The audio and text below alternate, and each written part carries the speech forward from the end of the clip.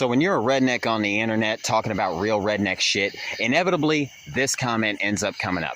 So let's talk about hillbillies and Appalachia's best kept secret. That means this needs to come with a content warning because we're going to be talking about old school systemic racism.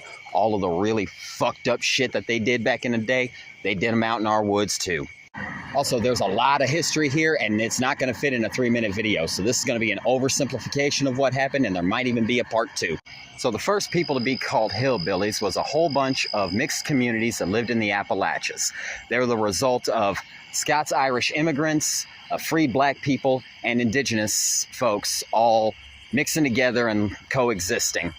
These folks were called the Melungeons. You like bluegrass music? It came from these folks. You like biscuits and gravy? It came from these folks. They also created the dialect that we call mountain talk today. You ever wonder why Appalachian accents sound a lot like Irish mixed with African American vernacular English? Because it is. Now, after the Civil War and during Reconstruction, the boys in cotton sheets decided they were going to start riding around trying to suppress the black votes anywhere they could.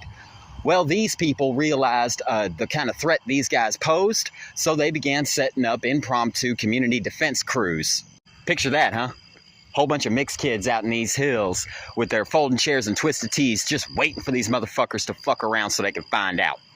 So after a whole bunch of racists got themselves bushwhacked, the white supremacists that were in charge of all that shit started a propaganda campaign against all them scary-ass hillbillies, telling everybody that they were sneaking into white houses and stealing their babies and shit. Now, I know what you're thinking. These people sound fucking badass. How come I've never heard of them?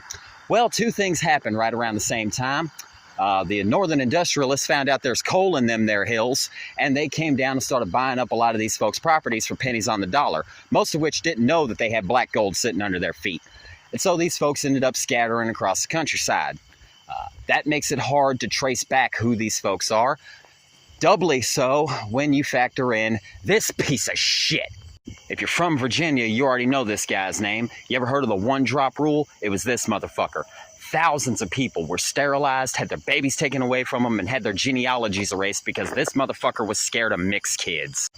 Meanwhile, their buddies in Hollywood started making movies about these hillbillies and presenting them all as being inbred, ignorant, racist, violent people that would kill you as soon as look at you if you ever set foot in their hill. So in memory of the ones we lost and in solidarity with the hillbillies all over Appalachia, Redneck Delegation would like to make it very clear.